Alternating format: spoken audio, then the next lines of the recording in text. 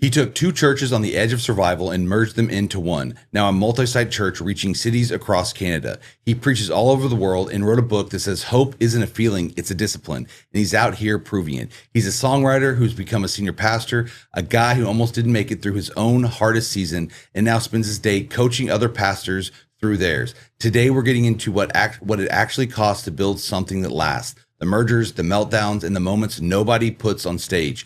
Brett Esslinger, welcome to the Outstand Podcast. Wow, cannot believe I'm here right now. Honored to be here. From the north to the south, baby. All the way. We made it happen. Glad you're here.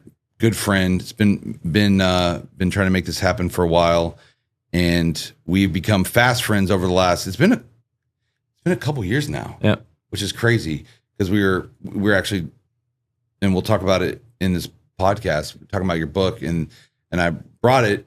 And I was looking through it. I'm like, man, I read this so long ago that I don't remember all of it. Yeah. Because I opened it, I was like, oh yeah, this is great. So yeah, it's crazy. It's been a couple years, and we've gotten to spend some good time together and work on some things together. And just excited to have you here, hang out, hear more. We got to go to a Rangers game last night, and we got to see a good one. Yep. Because they won in the bottom of the ninth. And we bought mystery baseballs. Yep. And I still don't know what mine is. Still a mystery. Still a mystery. And if anybody's wondering how much would a baseball cost if George W. Bush signed it, it's $3,000. So just fun fact that we found out last night. But Brett, why don't you just, for everyone listening, give us context of who you are, where you're at, what's going on right now, and then we're going to jump in and have some great conversation. Yeah.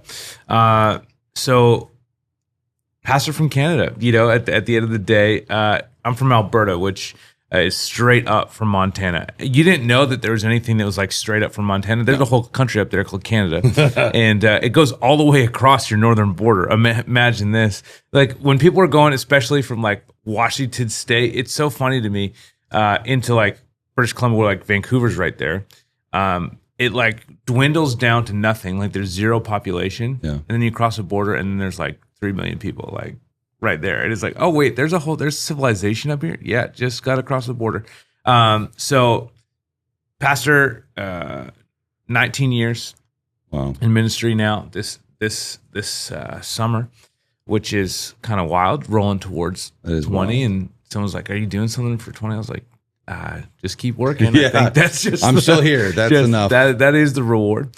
And so, pastor a great church called Saints Church in Edmonton, which is the northernmost major city in North America. 1.6 million people, way up north, and rapid growing city, which is crazy. And then Canada is a wild place, so we're continuing to fight for our rights and our freedoms, which is crazy. I wouldn't have thought in the 21st century that I'd be sitting here talking to you about how we're trying to fight for rights of freedom of speech and freedom of religion and all these things in our country right now. And I would have thought I would have been the guy doing it, but here we are. So you know what? My whole thing is we follow Jesus one step at a time. Like that's our church vision. That's my life vision. That's literally the plan. So I don't need to know what's on the other end of the next step. I just got to take the next step forward.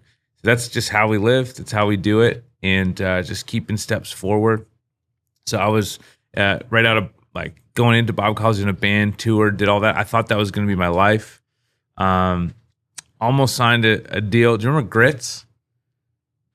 Christian rappers? Yes. Yeah. Oh my gosh. So they had an indie label that we were talking to. And it was like an acronym, right? I don't know what it stands for, if it is an acronym, but my life be like, ooh. Yes. Yeah, those guys. Oh my God. Yeah, those guys. I'm having a flashback. Yeah, we were talking to those guys. We did an album in Nashville with a Grammy-winning producer who won Grammys for audio journaling and all those things, worked with everybody. Oh. And so that was I thought that was the journey. And couple years into pastoring, I was a youth pastor, worship pastor, and the church that I started at was super supportive of music because their son-in-law had a record deal with Diane Warren and David Foster. So they understood music. So they're like, no, you can like tour and come in and out. It's fine. So, there'd be weekends where I'd be out Thursday, Friday, Saturday, fly in at like 4 a.m. On Sunday morning, and then go lead worship. As long as you're back for Sunday, it was okay. And then Lord asked me to quit everything. We had our first international tour booked. We were supposed to open for Casting Crowns was going to come to Canada. We were supposed to be support on that, and then we were supposed to open for Third Day at a major festival. And the Lord's like, I want you to quit and just focusing on pastoring. I was like, okay, but after all that stuff, because we were going to do Flavo Festival in Sweden, and everything was blowing up. And I'm like, how about after all that? He's like, no, how about you quit now? And I'm like, no. And then eventually I said yes. And then literally within 4 weeks of me saying yes to quitting, it all went away. 2008 economic crash, Flavo canceled every international artist. Third Day found out that promoter that we were supposed to open for them with was shady. They pulled out of the show, and Casting Crowns decided not to come to Canada because of the economic crash. And so everything evaporated. And it's like, had I tried to hold on, like the Lord already knew it was coming. He's like, no, you're done. The season's done. And then literally I transitioned out, and then the guys were done shortly after. They all dispersed into other bands and kept going, and I was pastoring. So yeah, I didn't know any of that. You could have been Christian famous, dude. You could be minor Christian celebrity. You'd be like Mercy Me and be on your second documentary. And they still don't know. You walk down the street and they still don't know who you are. Yeah, it's like the best of both That's the worlds. best kind, yeah. Yeah, you're famous, and yet no one really knows who you are. They know of you, but not really. In your opener, you and I'm normally would do a little bit more of a warm up, but I figured a little bit of your opener kind of led to it. The fact that what you're dealing with in Canada with a lot of the government, the legislation, the political climate there, and you've leaned into that. And I would say of people and pastors that I know that would be maybe more, I don't know, vocal or easy to lean to. I wouldn't say you're that guy, but I feel like you've realized you've had to.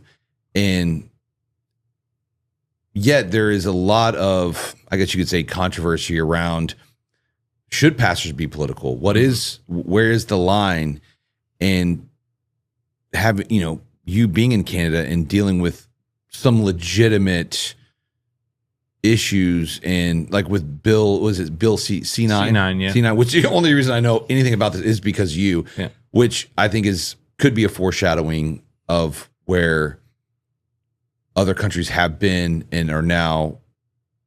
There are a lot of issues when it comes to Christianity and what you can say or you can't say. And I think that the U.S. could get there if there aren't Christians, pastors who stand up. But talk about that dynamic of how do you toe that line, and then how do you make the decision to go, hey, normally I haven't been super quote unquote political, but we've got to say something. Yeah. So Bill C9 is a piece of legislation that came through the House of Commons. So Canada, we're on the Westminster system, similar to the UK. So we've got MPs instead of like congressmen or whatever. And then the leader of a party, it becomes that has the majority, or that has the most number of seats, becomes the prime minister. So you don't get elected separately like you would here in the U.S., like president's a standalone position. There it's tied to the number of seats that you have in control. So when you're in charge, you're in charge. If you have a majority, you can do whatever you want because you've got the number of votes to move it through the House, period. No one can stop you. So Bill C9 was before the party in power is called the Liberal Party, which would be like the Democrats. They're in power. They did not have a majority, so they had a minority government, which meant they needed other parties to prop them up to move through their legislation. Okay. They've since done a bunch of backroom deals and had people cross the floor. So they moved from one part to the other, from the conservatives, which is like the Republicans, cross the floor. So now have a majority. So they don't need these backroom deals, but they did a backroom deal with a party called the Bloc, which is from Quebec, Bloc Québécois, who only is interested in advancing the interests of Quebec. So imagine like there's a Texas party and they're like a part of Congress and they have a voting bloc. That's what the Bloc is. So the Bloc proposed a deal that the Liberals needed to accept to keep their power moving forward. And that deal was Bill C-9. They wanted to remove religious protections from hate speech law. So hate speech law, the threshold for what's hate speech is like inciting violence against another person or persons, like through speech. Yeah.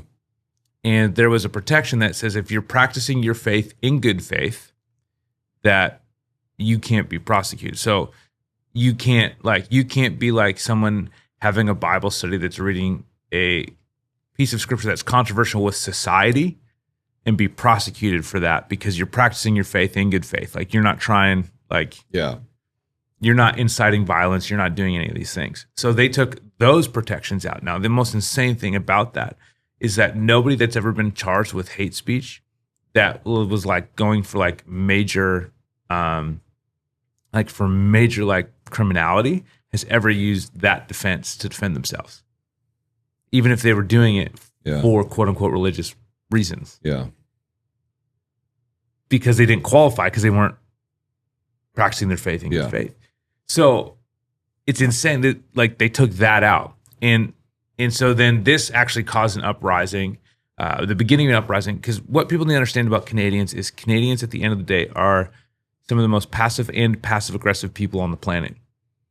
Like, we're nice, and everyone's like, oh, Canadians are so nice. They are to your face. And then, like, behind your back, you know, they'll say something or, like, you maybe didn't pick up the sarcasm in the tone, but But we're also deeply, as Canadians, like, in my opinion, shifted, maybe too trusting of government. Oh, they have our best interest in mind. No, they have their best interest in mind. There might have been a time in the world where they had our best interest in mind, but at this moment in history, they do not. They have their best interest in mind.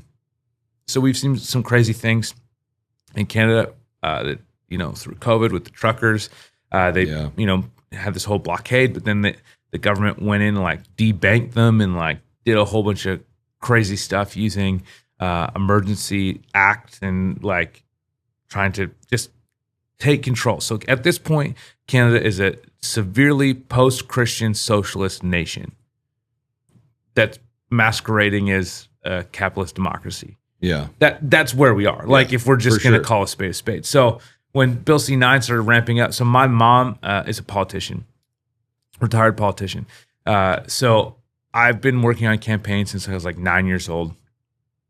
So it's in my blood. It's in my DNA. Though, like you said, I haven't generally been that guy. I haven't like, you know, I would work on, I've advised on campaigns, consulted on campaigns, worked on campaigns. So it's you know, at multiple but you're familiar levels. Though. I'm familiar. I understand the language.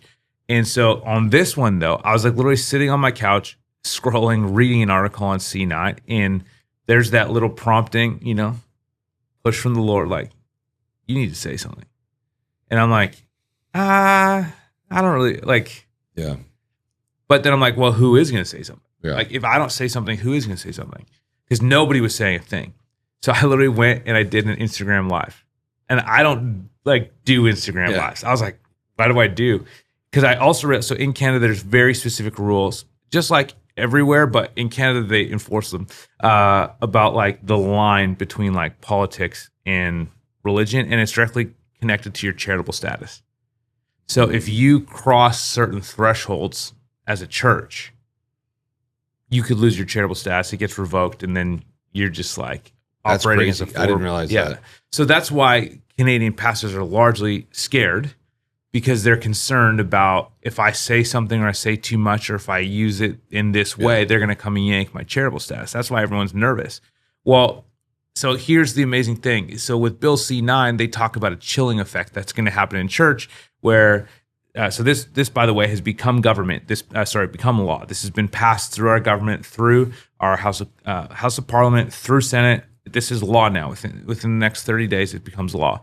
That, they've basically weakened hate speech laws. They didn't strengthen it so that it becomes a complaint culture. So you don't like something that I say, you snitch. And then they'll investigate me. But then what's interesting is in this case, it's the process becomes the punishment. So the likelihood of me going to jail is actually pretty low. Yeah. The likelihood that you're going to see a ton of pastors going to jail, I think, is low. Right now, 20 years down the road, who knows? Like that's what I'm more concerned about is 20 years down the road than I am right now. But what you will see is people get charged, and then it's going to cost me what, $50,000, $100,000, like $50,000, $100,000 to defend myself against these charges every time someone submits a complaint. So like then the process becomes a punishment. One of the biggest things they talk about is a chilling effect, where all of a sudden pastors stop preaching certain passages because here's what's even crazier. There's a member of the government who's a high-ranking cabinet minister, so like top dog. Like in the inner circle of our prime minister, who has been on record and publicly stated at a press conference that Exodus, Leviticus, Romans 1, hate speech. And he calls himself like a practicing Christian of what sect I don't know. Yeah. We've got a guy like that in Texas right now that claims some form of Christianity, but it's just absolutely a front. Yeah. Yeah. And so this is the real climate. So what they anticipate is going to happen is the chilly effect where people aren't going to talk about these things. They're not going to talk about sexuality. They're not going to talk about what the Bible actually says about the subject matter for fear of reprisal. Now, here's what's insane. You go, that's never going to happen. Well, then why are pastors afraid to talk about politics? Yeah. Because of the chilling effect that happens with the CRA, that they're afraid that someone's going to yank their charitable. So I've got a guy that's in government, gave me some great advice. I got some great legal advice on like where the line is exactly. So everything that I've used to talk about, I've done it on my own personal Instagram, my own time, at my own house. Like I'm separation. I am drawing some lines, not because I'm afraid, because I'm wise. Yes. Right. And there's a separate, like there's just a wisdom to like innocent as a dove, wise as a serpent. Yeah. That you have to just play the game the right way and do the right things for the right reasons. So then I just started talking about it and it started blowing up. So what would you say to other Canadian pastors who see this, agree with you, and they are afraid? Right. Yeah. I would say it's time for you to have some courage, because if you don't say something, somebody else will, and that's going to shape the future of the nation. The actual greatest issue is people going, well, this isn't going to affect me right now. Maybe not. But do you have kids? Will they have kids? So the other funniest thing about politics and like all these types of things is, man, that's never going to happen here. Okay, cool. Have you seen what's happening in the UK?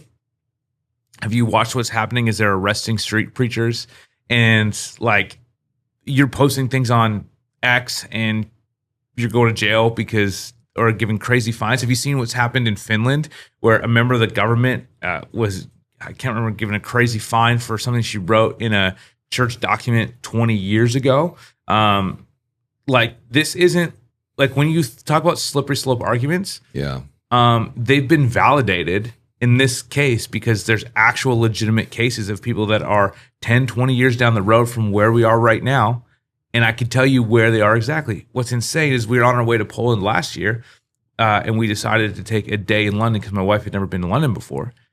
And, the government of Canada has these like travel advisories for certain places. So I went on the checking stuff, and London had a travel advisory for certain neighborhoods because they've been overrun by different people groups, and they're now not safe. And there was literally a safety advisory for Canadians traveling to London. I'm like, that's insane. Yeah. That is insane. So don't tell me that it could never happen or it's not going to happen. So then do something now, say something now, be wise. Yeah. Like get some good advice then. Like Yeah. if you're cowering in a corner because you don't know what you can say, then maybe ask somebody. Yeah. And don't there's all these assumptions flying around, but assumptions, Yeah. creates a lack of courage. So then what would you say to American pastors because I've been in the game long enough, and there's even to this day, I would say since COVID, it's there. I feel like I've seen more pastors, Christian leaders start speaking up. However, there is still this underlining hard line of, pastors shouldn't be quote unquote political. And of course, it's such a general statement that I feel like is what I feel like the enemy is using it to silence, and then it's that dripping effect of like, we'll just take this away and we'll make this, and then all of a sudden, yeah, your people are getting thrown in jail for stuff that's in the Bible. What would you say to American pastors in addressing and how they should address so that things don't end up like the UK or Canada? Right. Well, first I'm going to say to American pastors, thank you, because I've gotten lots of messages from American pastors. So I understand that if I end up in jail, it's going to be Americans that are getting me out. Hey, we'll come. I will rally the troops. The money, bail money, is coming from America. I was talking to another pastor. He's like, bro, I'm sending you a cake with a file in it. We're getting you out, And I'm like, okay. That's pretty funny. It's like, okay. So I'm keenly aware that it is more like, and we're going to get into more of this later, but I'm keenly aware that my help is going to come from America more likely than it's going to come from Canada. Yeah.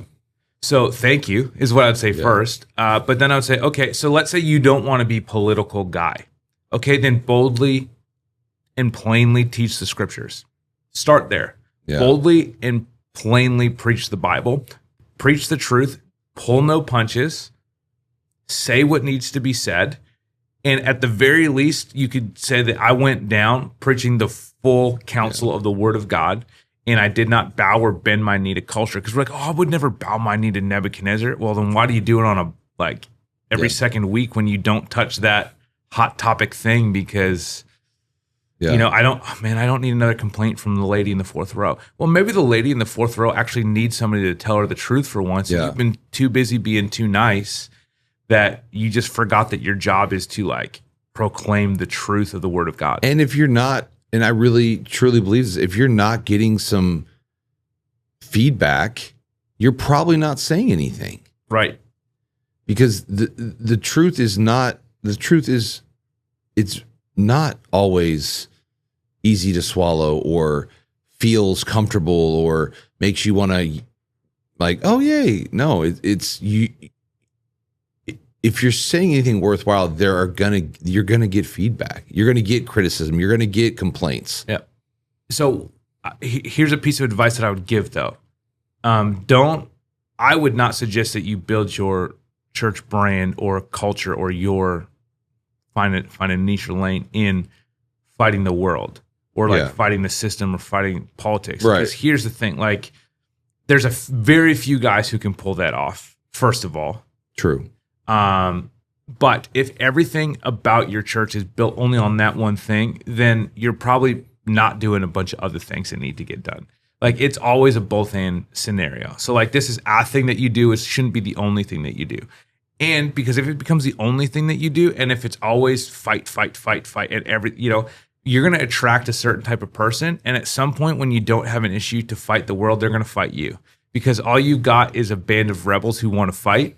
And so then that's going to be your culture and you're the leader. And guess what? They don't like?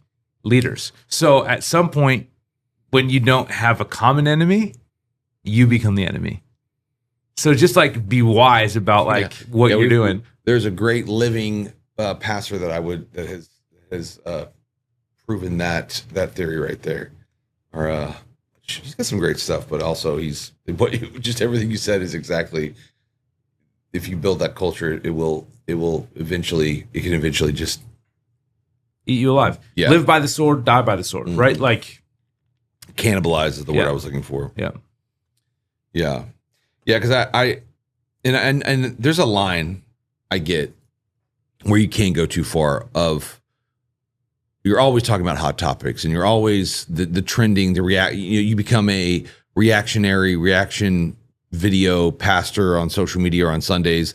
And I think that can get too much, but I do feel like, as the pastor, you have to be led by the Holy Spirit and your team on what to say. Yeah. And I think that's the other thing that's been frustrating is this recent, over the last few years, this pressure to, well, if you're not saying something, then you're agreeing with it, or you should, or, and it's like, no, it's, if God's called you to that church, it's your responsibility to lead. Now, you've got to do that accordingly, and you need to get wisdom from probably other pastors and not feel the pressure to, I've got to post about this, or forget all that stuff. Yeah. But I do feel like we have this whole, this whole pastors and political, and we can't, I think it can be too much, but I'd almost rather something be said than let's just be silent and let's just have our Sundays and, they'll leave us alone. No, they won't. They won't. Yeah. And so like in Canada, the reality of the situation, I think if, in terms of like Christians, like I think it's 11% on a Sunday that go to church. Like that's the stat in the country. The reality is, and this was said out loud, was we are not a big enough voting block. Yeah. So us alone is not enough. Now on this issue, this is what was crazy on Bill C-9, was that every piece of the Christian community across the entire spectrum spoke out on this. Like everyone was unified, like, from the far left to the far right. Like everybody. So when everybody is saying the same thing, and then across faith lines, the reality is in Canada, if I'm going to get something done, it's going to have to be a multicultural approach and a multi-faith approach, because we don't have enough to stand our own. In this case, it impacts everybody. It impacts every faith, and my freedom. So it's not a specific, like, it's not coming directly against Christians. It's coming against all faiths. Which, of course, if you're a Muslim, you're going, whoo, yeah, we got to jump on board on this one, because, I mean, you don't have to read the Quran that much to know that there is definitely some hate speech in there. Right. And so, like, every faith in Canada was under the gun. So this wasn't like a specifically Christian attack. Now, the only text that they named was the Bible. That's crazy. So, which is crazy, because let's just take the two of the largest. So Jews and Christians, because they're naming, Torah. Okay, three. Yeah. Well, and then yet you're leaving out. How do you leave out Muslims? How? What? Like that? Stronger voting base.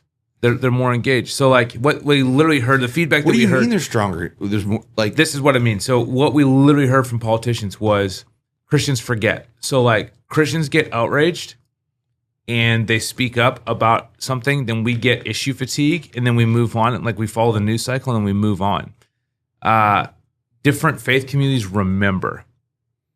And they just like keep pressuring, and they don't forget, and they don't let you forget. But Christians, we forget, we move on. See, and I think that's what the enemy is done within specifically the U.S. church, and it starts with, pastors shouldn't be political. Well, then that leads down to, well, Christians shouldn't be political, and then that starts creating apathy. And then you have so many Christians who it's like, I don't need to vote. I'm like, what are you talking about? Yeah, this is where God sent you. This is the dominion that we've been given. You have a responsibility, even if the options aren't great options or Christian, whatever. You still have to use your voice in your vote to make the best decision. Yep. Because if you don't, then there are other people that they are voting, and they're probably not going to vote the best way. Somebody else will. If you don't, somebody else will. Like, that's the reality. Somebody else will. So you've got to do something. You've got to say something. I went to a conference, and exactly what I was afraid of happening was exactly what happened. I showed up and they're like, hey, C9 guy. Like now I'm like C9 guy. And I was like, I think the only thing that's worse than being branded as a political guy is if I was like marriage guy. So we're fine, you know? Like, Yeah. I'm There's a lot less pressure for the C9 than the marriage guy. yeah, 100%. Like, I could be political guy, but you know, like, and whatever. If you're more worried about the niche that you're going to be identified by than you are about speaking the truth, then something's probably not right with you. True. And if you want a voice, especially in today's where we are as a culture with social media and even, YouTube, books, content, you need to start with a niche. It actually gets you in the door, and it's okay if you become known for whatever that is. You can evolve. It doesn't mean that you're going to be that forever. Yep. But it's actually beneficial to pick. I tell that to even to church planters and churches. I'll ask them, hey, what is the one thing? What's the one ministry? What's the one problem? Who's the one person that you feel like you want or can help the most? Start with that person, that issue, that topic, and just go all in on it. And then eventually, yes, you're not just going to only try to serve or reach those people, but start somewhere instead of just, we want to reach everyone and we want yes, of course, yeah. we do. But what has God called you, even as the lead senior pastor? What do you feel like God's called you specifically? Because I think we all have a lane, a passion through what we've been through, our problems, our own struggles, Holy Spirit, whatever that we're called to do. And I think sometimes I feel like a lot of pastors lay that down hey, we've got, I've got to lead this church. Yeah. And I don't think you have to do that. I think it's actually good to have one mission to go after. Yeah. I mean, so for me, I think for us, the strategy has worked well, especially, when it comes to like engaging our community. It's like, we just find one thing and do that one thing really well. Yeah. And you don't need to do a million things.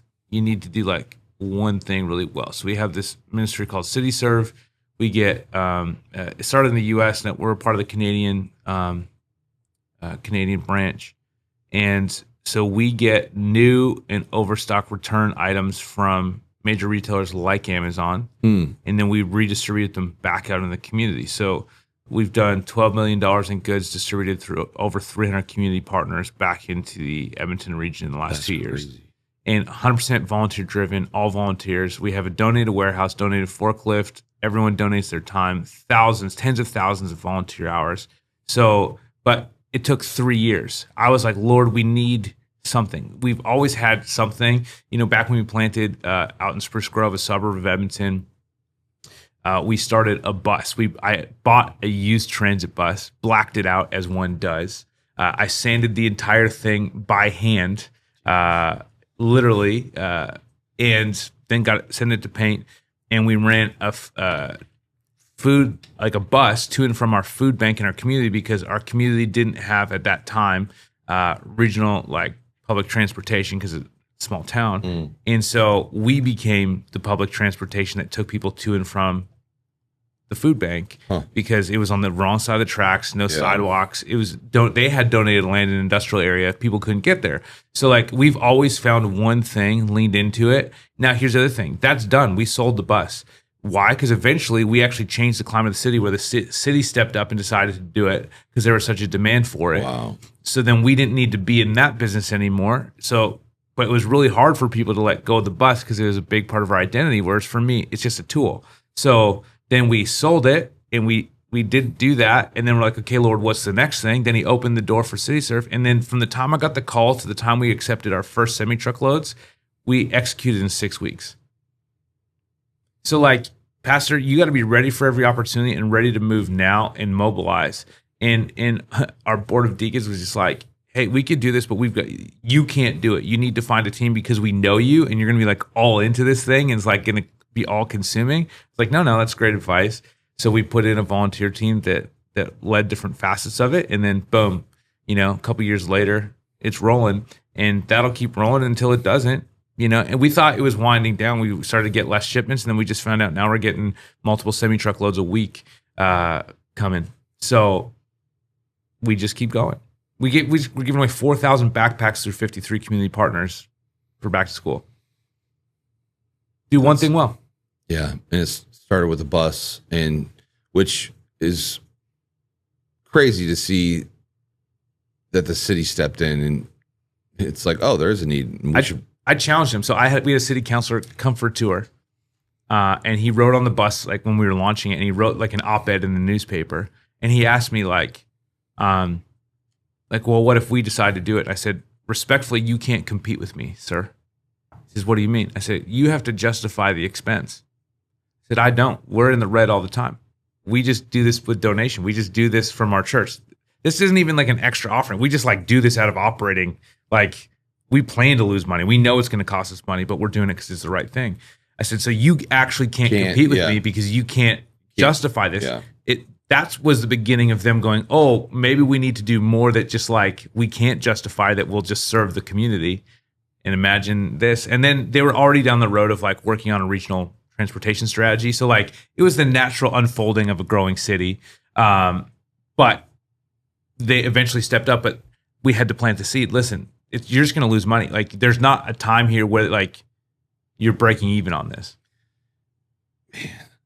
And that makes me even think about like even the fact, and I think, well, since your mom was obviously was in politics, do you feel like when it comes to even that stuff, like communicating with the cities and identifying issues, that was a little bit more natural for you? Because I feel like the boomer generation, there were a lot of pastors that were very, this is my city, I'm taking responsibility, I'm involved, I'm connected, I know the mayor, I know the governor, we may not agree. Now I don't, and again, this is just my observation and opinion, I don't feel like that's as prevalent in maybe the millennial generation, but I think it should be. And I think, again, coming back to this lie of, pastors shouldn't be political, and I think there can be a little too much, but even from your story, you can change the culture and influence a city, a town by serving people. And I'm sure that, the governor or whatever of your town was probably like, oh, this is kind of making us look bad. We should probably do something. And it's like, well, good luck. Yeah. Yeah. I mean, so like, okay, so let's talk to pastors specifically for a moment. Let's talk to smaller town pastors. You guys have an insane competitive advantage over everybody in a major city. For sure. So we have a location that's, now it would be considered rural because it's just on the outside of a couple of towns. And then we have our primary campus, which is right in the city of Edmonton. There's a big difference between like a suburban campus and a rural campus and like a small town campus. So when we planted our church, Spruce Grove is 36,000 people, one of the fastest growing small towns, like suburban towns around, but it's 36,000 people. Then we launched the site into the next town over, which was 20,000 people. Well, it is much easier to build relationships, get connections, change culture, because it's a handful of people that you need to meet and become friendly with. So yeah, I worked. So when we planted our church for 3 years, I actually worked for my mom as a speechwriter, policy advisor at City Hall. So then in Edmonton, I had a name that had like some clout, so that when I reached out to city councilors, they recognized my name. And then, we know Bev. So then it's like, okay, so yeah, did it give me a competitive advantage? But I just played the hand that I was dealt, and just. So do I know how to talk to them? Not any better than you do. I mean, maybe because I did work in that environment. I understand a little bit more of the process, a little bit more of the language. I'm not intimidated by it. But they're just normal people, and they're elected people, especially newly elected people. Like if you want a pro tip, if you want to build a relationship with a politician, get somebody who's newly elected, because they're just as new to it. They don't have all the insider language yet. They don't know all the systems. So like, start talking to that person right away. Start building a relationship. Just take them for coffee. You know what? So being a pastor is very similar to being a politician. Yes, it's very similar when you're in the job. It was so funny how many times I was like doing stuff with my mom, for my mom, and I'm like, wow, this is the same job. Like you're just helping people solve their problems. You're a systems navigator. You're influencing people, trying to get people to move forward. Yeah, working with like. using speech to move people forward. So there's lots of things that are the same. So you actually have more commonality than you think. Yeah.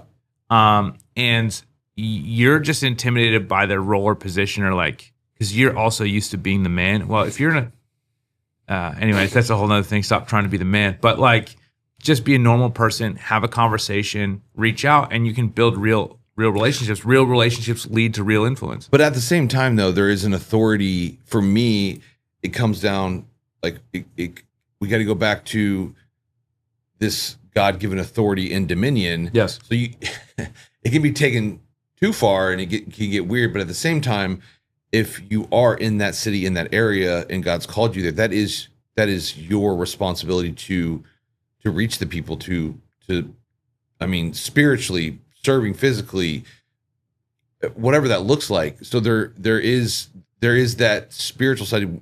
This is, if God's put you there, then run the plays and take dominion, pray over it, do what you need to do to make the community and build a culture, not just in your church, but around your church. Yep. And I think that's where, even for me, I get to sit at a place where I'm seeing, churches in Canada and the US and all over the world and in all these dynamics. And I'm going, okay, where is that line? Where is that healthy line? And we've got to get back to these communities, these cities, these towns. These are our responsibility. God's called us here, and we've got to do what we can, but there is a spiritual aspect of, we have a responsibility to take spiritual authority, but also to do things to improve the communities. Yep. And you've got a unique skill set as a pastor in political realm. So really, they're not even pastors too, right? I'm Christians. Anybody. Any Christian. School boards. Yes. And positions of authority, your kid's baseball team. Yes. We can't let apathy in quote unquote calling it faith. Mm-hmm. Oh, God will do. No. Faith it's a belief, but it's also, there's action to it. Yes. And we, as Christians, we've got to make sure that we're putting ourselves in those positions where we can influence, because that's what we're called to do. Yes. And so here's the low-hanging fruit. Here's the play. Everyone loves to play. Here's the play. Every town, city, whatever, has boards, agencies, and commissions. Yeah. And they're all looking for volunteers to go sit on these boards, commissions, and committees and agencies, and to sit in those governance seats, because generally, now it's a little bit different jurisdiction to jurisdiction, state to state, country to country, but they all have all these vacant seats that they're trying to fill all the time. So I tell this to church. The very first thing that I did when we moved into Spruce Grove to plant the church is I joined as many of those as I could, because I joined the food bank, I joined the arts theater. Why? At some point, I want to rent that arts theater, so I want to know all the people. I want to have a controlling interest in saying what relationships are everything, right? So.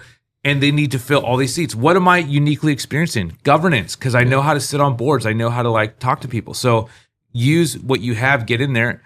You build relationships in Alberta. Every one of those boards, agencies, and commissions has to have a representative from the current city council that sits on it as well. So you don't know how to have a conversation. You don't know how to, just go sit in a meeting beside that person and be like a member of your community. And all of a sudden, you're a leader in your community. All of a sudden, you have all these relationships in your community. All of a sudden, you're a part of all these things, and they're asking you questions because you've shown wisdom that's not coming from you. Hopefully, it's coming from the Lord, because you're walking with Jesus one step at a time, and He's speaking to you in those meetings, and you're speaking the truth. Like the lowest hanging fruit, particularly in a smaller context, is take a seat at the table. Do what you're already good at doing, serve the community, do it with a pure heart, and you will have influence beyond what you actually thought was possible because you actually showed up. Yeah. Or both, the people that are in your church, encouraging them to do that within their space and their context. Yes. Encourage every person to do it. And not only you, but sometimes you might have to lead by example here in this case. Just get it going. Yes. Yeah, absolutely. I think those are the things that, again, I think the media, our current culture, has tried to, however, demonize this. Oh, you know, pastor, political, like, and I've seen it work very closely in my own Christian circles, and I think it's changing more now, at least in some context. I think some guys are kind of going, okay, whoa, this is up to me now, and if I don't do something about it, our kids are gonna have to deal with even more. And you know, we don't want to get, and I think, you know, guys like even oh my gosh, who was the Nicky Gumbel. He was doing, he still does a conference that I was supposed to go to, and then COVID happened. And I think one of the coolest things that he was doing was bringing a bunch of different Christian denominations across the world. And a couple of guys that I knew that went over there were saying, like, you know, those non-American pastors saying, hey, if you guys don't start doing stuff and saying stuff, you're going to end up a post-Christian nation. Yep. So you, like, we can tell you what's going to happen because we've experienced it. So if you don't start now, then your kids and your kids' kids are going to have to deal with it. Yep. And it's just downhill. Yep. Speaking of that, so I was in the Balkans in the spring, and it was a gathering of leaders from across the Balkan nations talking about, you know, how do we have a joint mission church plant strategy sort of thing. And I was talking to one of the national leaders in Albania, and he was talking to me about like Bill C-9, and he's like, we know exactly what this is. This is exactly what happened in Yugoslavia. This is exactly the laws. These are the exact things. Yeah, it's a communist playbook. 100%. And so it's like everything's new again. You know, it's like reskin it, and it's the same strategy. It's the same play. That's just like the enemy of your soul, who just keeps running the same play again, because humans, we all, you know, default to the human condition. So, okay, I can either choose to passively let this go, or I can do something. But like, listen to the guys who have the lived experience to go, no, I can tell you where this is going to go. Yeah. Because we watched it happen here. And if you don't want to zero out Christianity in your country, then it's way easier to talk now than it is down the road when there's nothing and you're rebuilding from zero. Yeah. Sorry. I've got to ask this question because I don't want to forget it, and I don't want to write it down because it'll take too long. And this is one of those things. This is like kind of randomly off topic, but I think I just want it'll be a good clip. And that's, you know, part of this is not the long form as well as short form. I want, for people who think, for all my friends out there or people that I know that think they want universal health care. In my experience, everybody that I've talked to, whether they're Canadian, they're from the UK, I have my opinion, but I want there are people out there that they need to hear the truth. Because I also want to transition into what you're doing with church help and with pastors and some of that healthcare stuff, which is really cool. Again, with every time I talk to you, I'm learning about, you know, the differences and what's going on, and it's really cool. But just give us a brief, like, you know, if someone's like, oh, we need universal health care in the US. Sure. So I would say the problem with universal health care where it stands now is Canada's been growing really fast, largely due to some pretty wild immigration policies, which is a whole other conversation. And so, like Edmonton, our city went from 1 million to 1.6 over the last number of years. That's a significant. Yeah. And everyone's moving to Alberta from other parts of the country because of affordable. It's the promised land, and you can make money and you can afford to live and all those things. It sounds like, you know, Texas, you know, weird. That's why Alberta is often referred to as the Texas of the North. So we've got all these people moving in, so they're bringing their politics, they're bringing everything, but it's putting great pressure on our healthcare system because, you know, and it's really tricky with people that are immigrating or legally or not legally from other countries. who now have access to the same free healthcare system. It's not free, first of all. You're paying for it in your taxes. Somebody's paying, yeah. We have significantly higher taxes in Canada than you do here, and in different parts of the U.S. because we're paying for it. Now, there's pros. It doesn't bankrupt us. We don't think for a second about going to the doctor. Like, if there's something wrong, you just go to the doctor, and you don't think about it. You don't pay for it there. You're paying for it in your taxes. Yeah. So you've already paid for the privilege. Yeah. Now, you're going to have a wait time. It's going to be probably a long wait time. There's not enough. We don't have enough doctors. So, I'm fortunate. My doctor's an elder in our church, and I could text him, but that's not everyone that's has not that the privilege. general. Yes. A lot of people are struggling to find their own doctor because there's just not enough, especially in smaller communities. There's not enough doctors to go around. My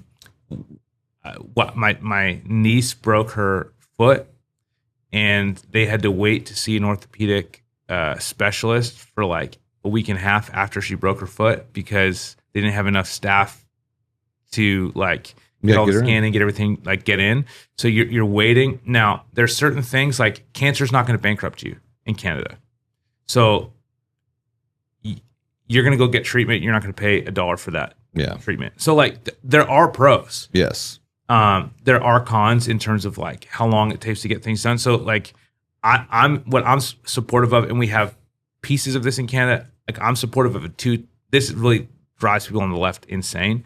The idea of a 2-tier healthcare system in Canada where if you want to pay for something, you can. Now, the reality is the 2-tier healthcare system already exists. People already do it. You just go to the U.S., you go to Mexico, you go to Europe, you pay for your thing. Go to Turkey where medical tourism, everyone gets hairlines and everyone gets new teeth, Well, then in UK, you can pay more for specialized, better, faster. So you end up, it's almost, you're still paying for it. So for me, what everyone's afraid of is, no doctor's going to be available. Well, no, and technically, we're going to entice more doctors to stay, so there'll be more doctors. It's going to take the pressure off of the queue because if you're willing to pay for a fast track, then you're going to take the pressure off the general mainstream system. So you should be able to get things faster.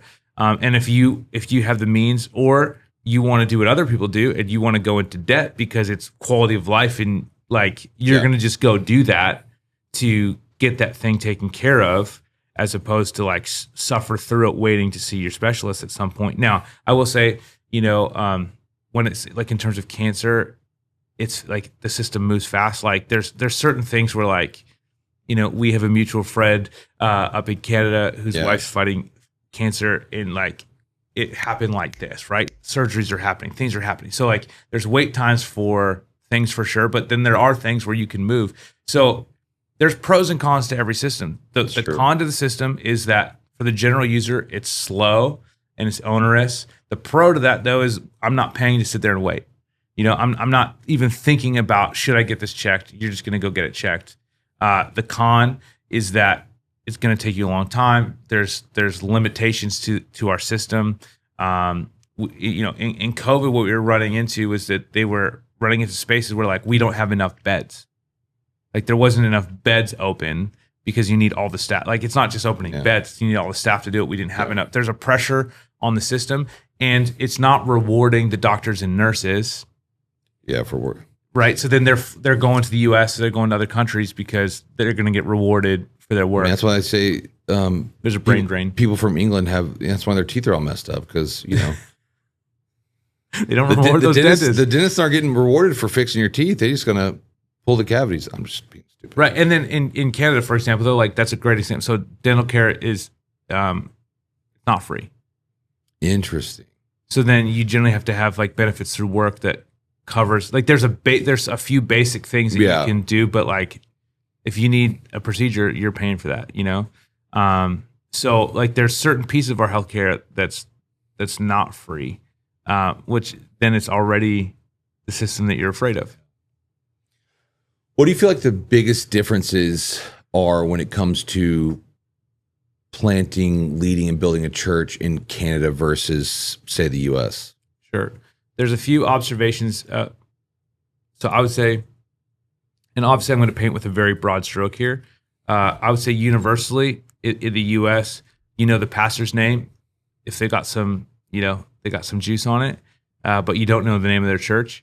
In Canada, you might know the church name, but you won't know the name of the pastor.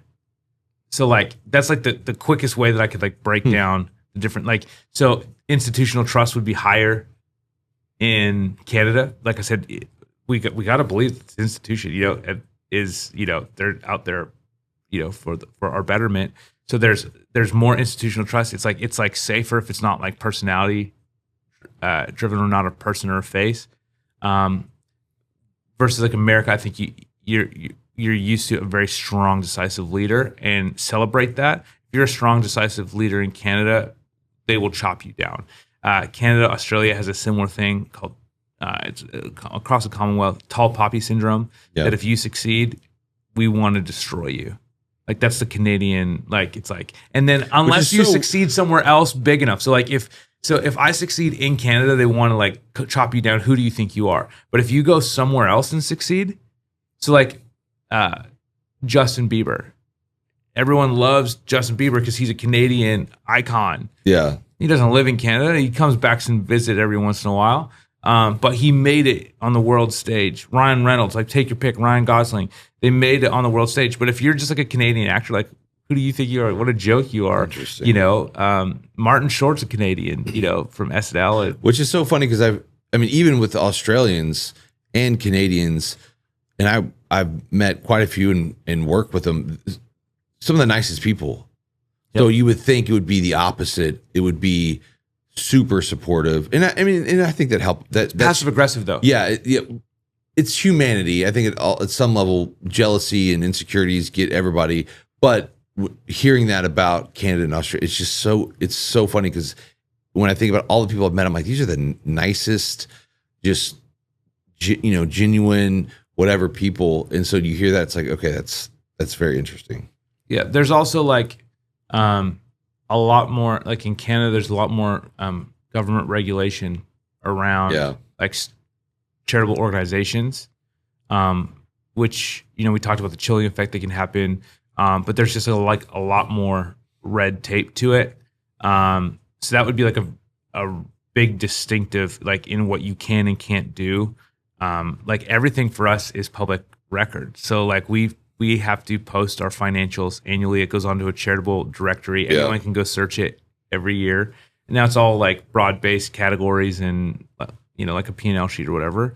But so the religion business guy would have he would have no life. That's why I just laugh at him. I'm like he's trying to he's so irrelevant and so uneducated that he thinks that the whole world operates like America, which he doesn't even understand. Most countries in Europe don't even have charitable status. So he is just profiteering off the back because he's raising money right while he's that guy's a joker. Anyways. And he's rage baiting you. Oh, for sure. To manipulate you into giving him money, and then he's going to create a software that's going to keep all these guys in check, and you're just going to pay for him with a subscription. Oh yeah, okay, you're the guy that we trust. Okay, which there's already multiple organizations out there that I do think more churches should put in some practices and transparencies and join organizations that do provide that in they have certifications and stuff. Yes. I'm not saying whatever, but it's actually with what you guys how I think that was one of the interesting things we talked about last time. I forget if we were in Palm Springs, but just how transparent in the reporting and a lot of the stuff that the privileges that the U.S. church has is we have it very, very.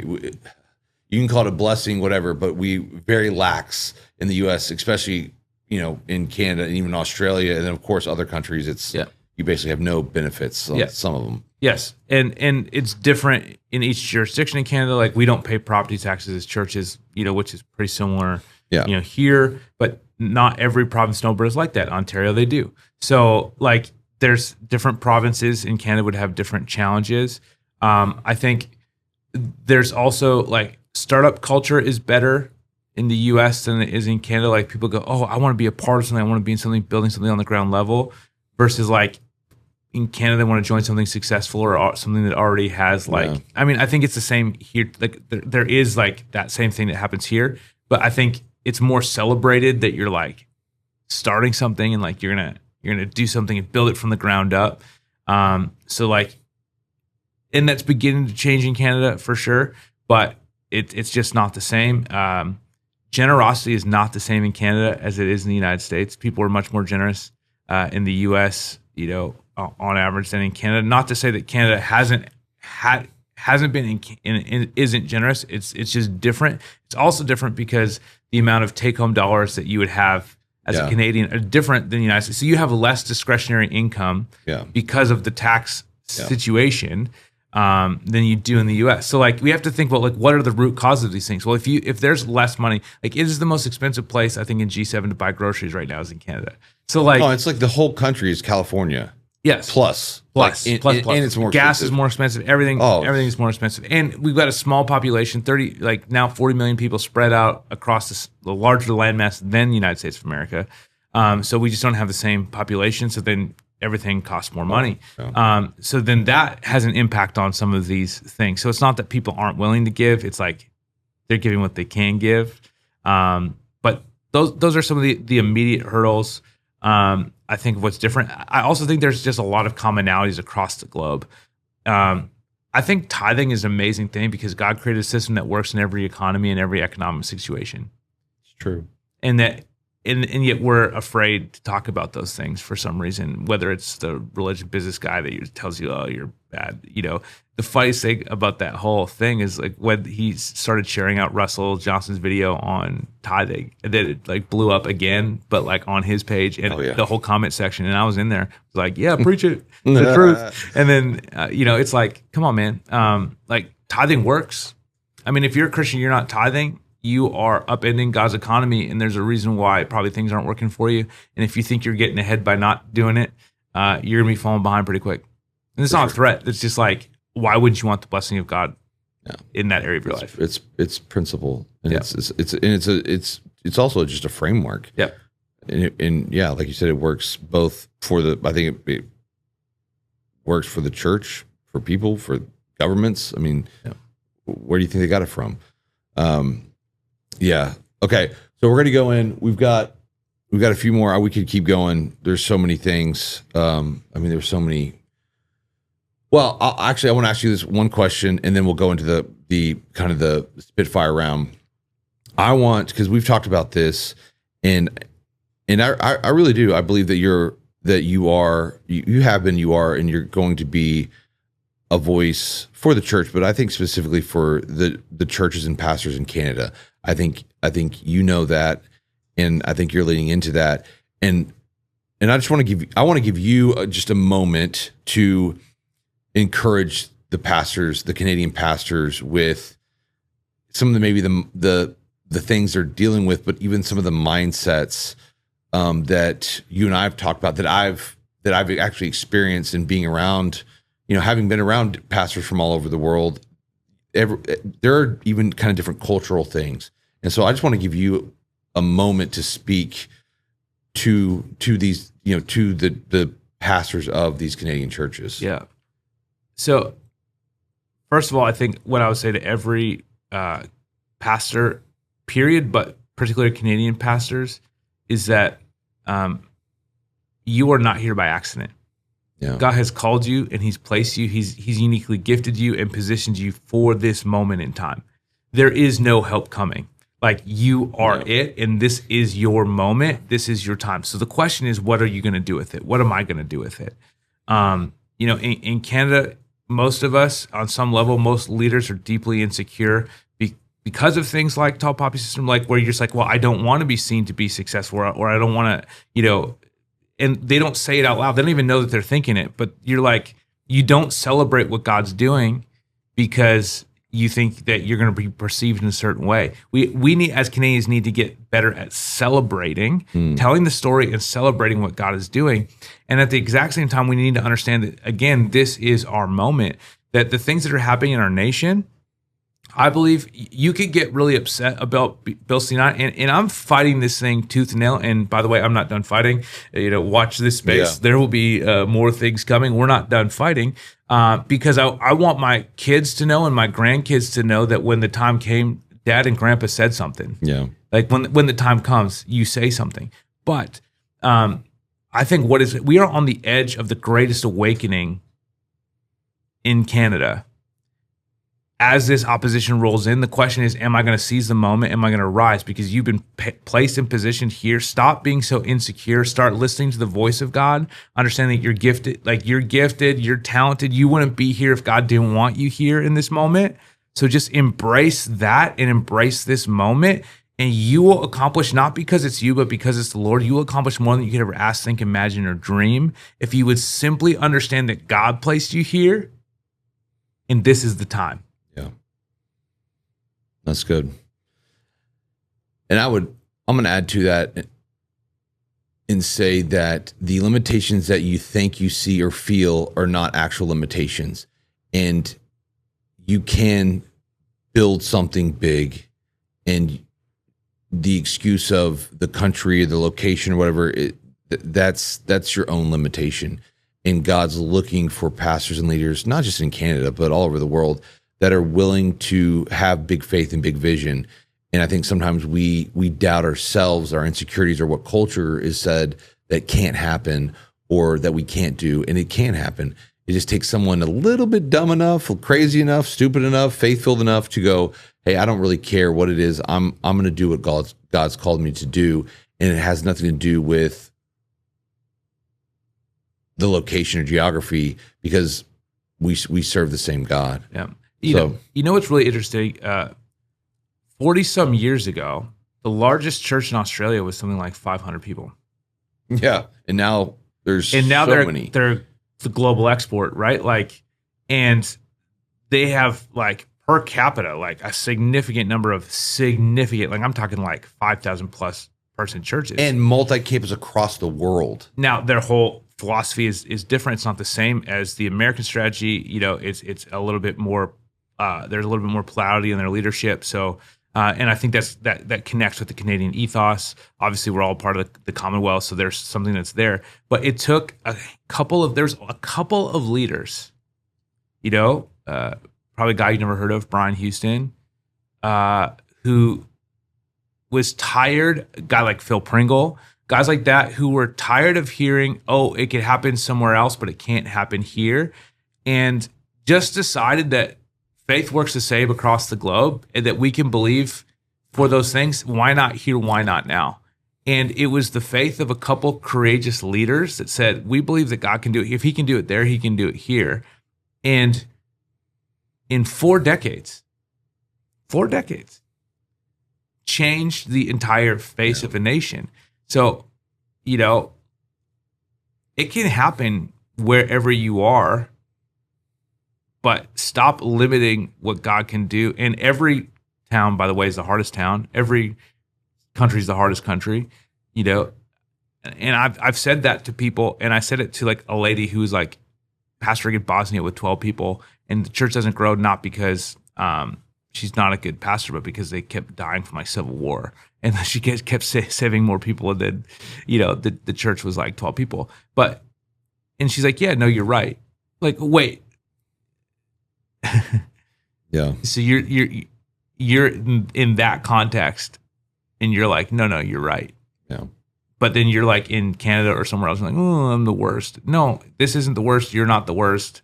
What is the worst is your attitude and your limiting mindset. Yeah. Yeah, that's good. All right, we're going to go into the last part. I got a few questions, and then we'll end with 2, and just try to, I'm going to try to rapid fire, keep them as short as possible. When it comes to churches, which one's harder, merging or planting? Merging. Why? Changing culture is harder than building culture. That's good. You said rapid fire. That's good. Preaching or coaching, which one do you enjoy more? Preaching. In your opinion, what's the best? Well, I'll put it like I said. What's the best kind of smoke for a brisket? I mean, it's different regionally. Your favorite?